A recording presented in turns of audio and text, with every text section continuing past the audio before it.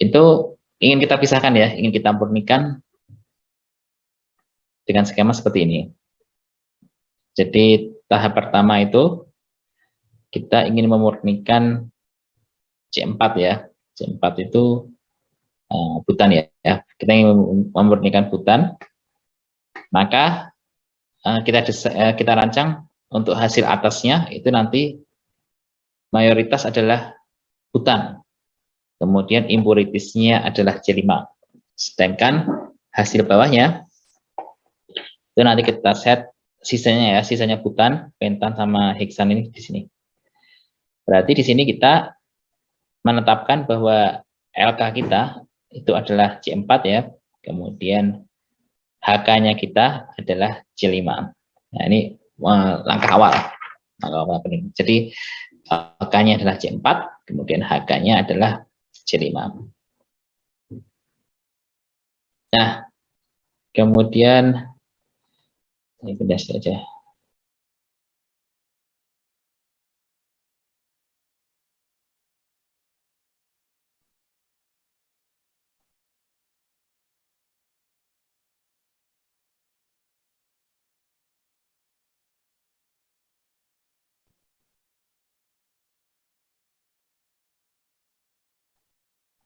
Nah, kita ingin C4 di sini ya, C4 di sini ini hasilnya seperti ini. Ini kita tentukan sendiri. Jadi di menara 1 hasil topnya ya, topnya hasil di atas itu adalah 195. Kemudian impuritisnya yaitu C5 adalah 5. Kemudian sisanya tidak ada ya, kosong. Kemudian bottomnya itu sebagian kecil propan, kemudian butan ya, butan. Kemudian sisanya adalah pentan, heksan, dan heptan. Komposisinya ini siapa yang menentukan? Ini kita sendiri yang menentukan ya, karena ini perancangan ya, perancangan berarti desain dari awal baru. Kemudian langkah selanjutnya apa? Yaitu adalah kita harus tahu jumlah umpannya ya. Kita harus tahu jumlah umpannya. Nah, umpannya berapa di sini? 1000 ya, 1000 kg per jam.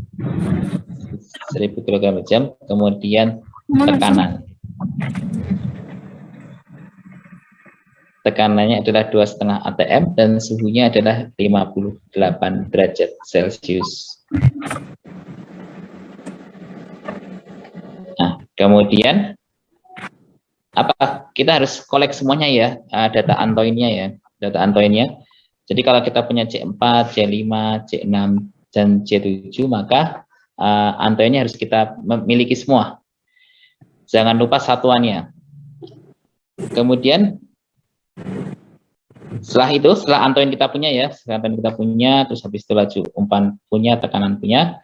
Pertama itu kita harus tentukan fraksinya juga ya.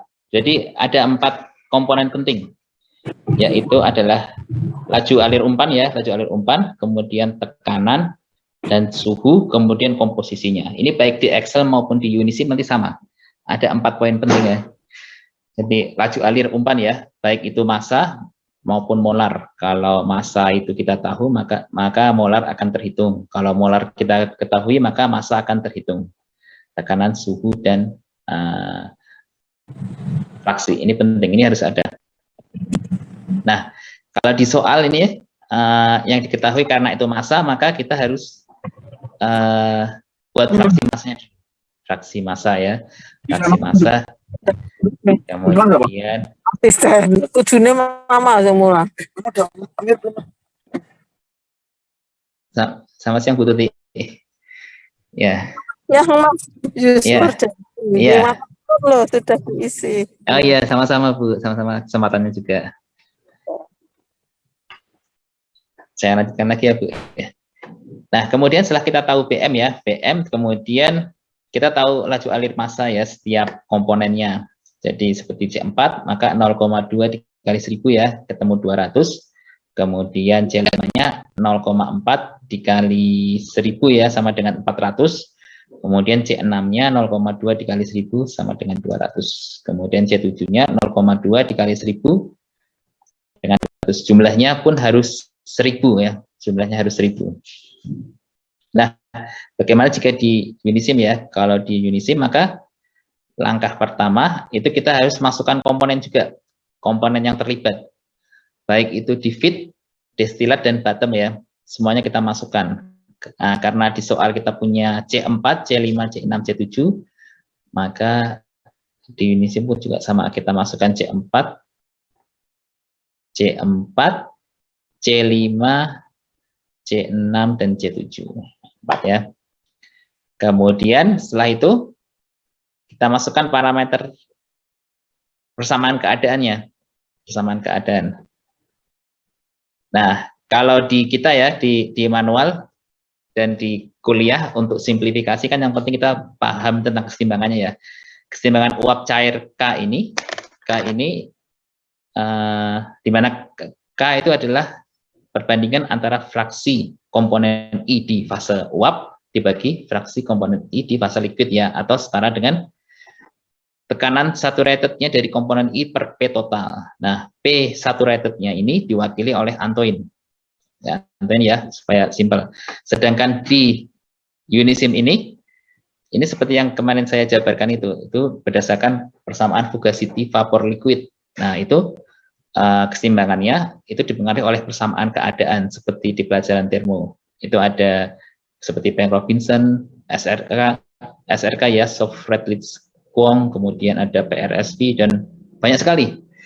Banyak sekali. Nah, karena hidrokarbon, maka apa? Hidrokarbon itu paling cocok itu menggunakan persamaan keadaan Penck-Robinson. Nah, mungkin ada pertanyaan, kalau manual bisa nggak pakai Penck-Robinson? Tentu bisa, tapi nanti akan sangat rumit sekali. Maka untuk simplifikasi, kita pakai Antoine kalau di manual. Terus setelah itu, kita dapat ya, ini P saturatednya, yaitu dengan apa? Karena kita ingin mencari P saturated, maka lemnya kita inverse ya. Kita inverse jadi P saturated sama dengan eksponen dari A minus P per C plus T. Itu. Akhirnya kita dapat P saturated semua komponen ya, C4, C5, C6, dan C7. Setelah itu apa? Kita cari K-nya.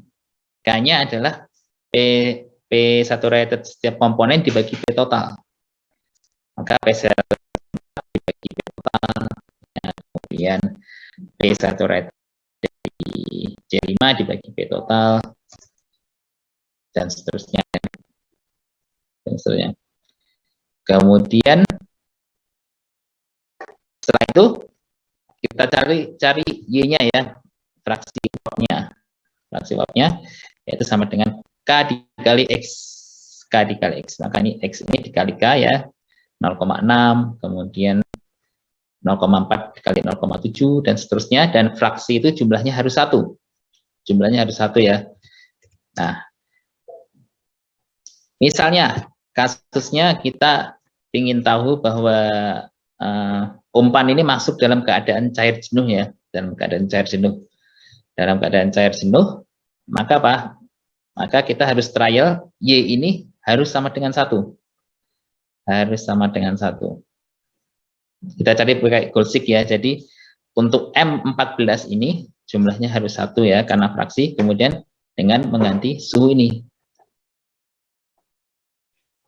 Nah, berarti dia keadaan bubble point-nya atau cair jenuhnya pada tekanan 2,5 atm adalah 57 derajat Celcius.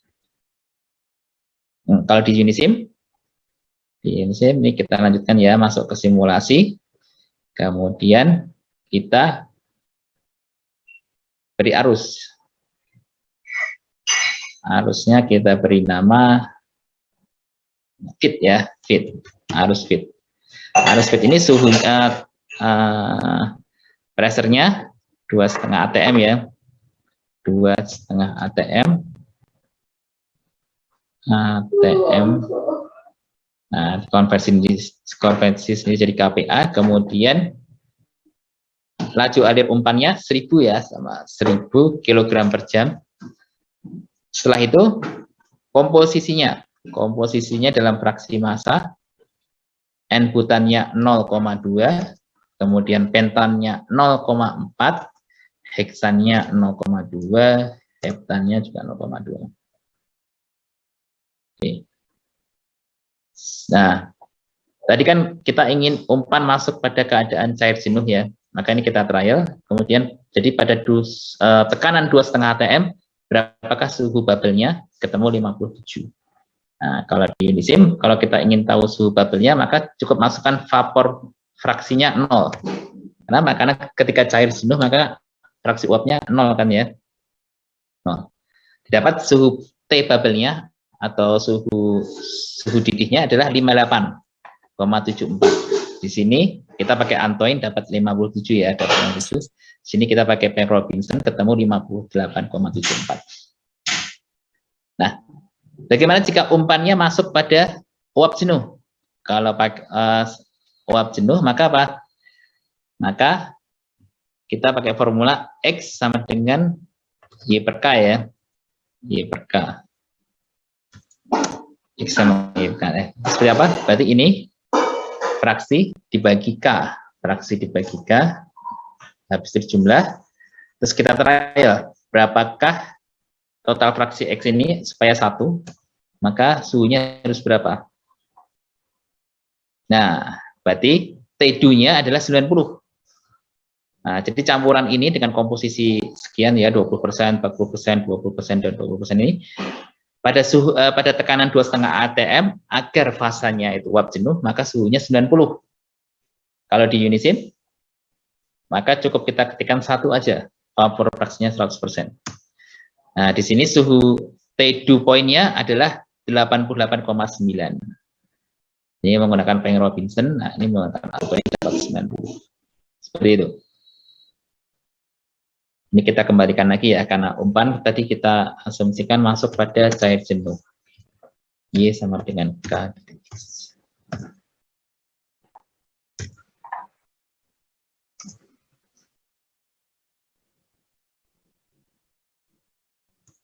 Nah, sama halnya juga kalau ini segmen cair jenuh. Oh, salah. Kali ini sama. Nah.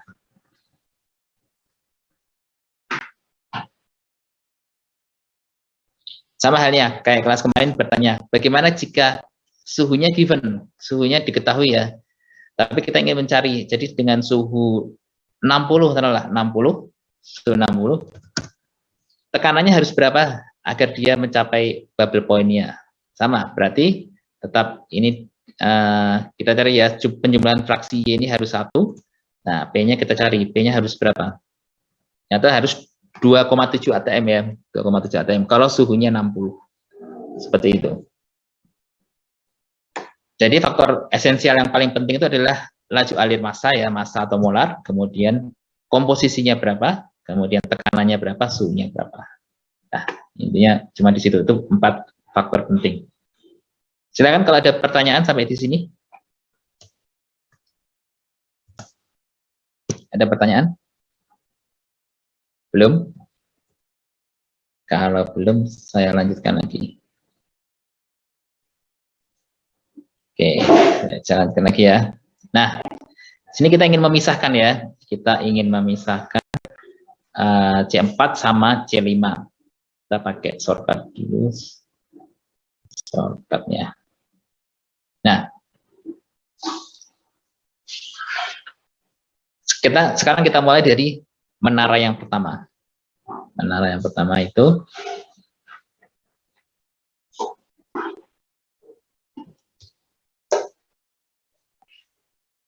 di menara yang pertama itu kita harus tentukan dulu kondisi atasnya. Oh maaf, tadi waktu Unisim nggak kelihatan ya? Nggak kelihatan ya waktu Unisim? Halo?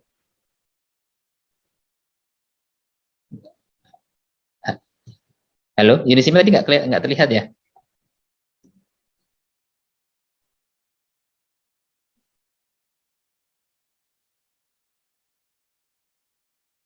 Nah, ini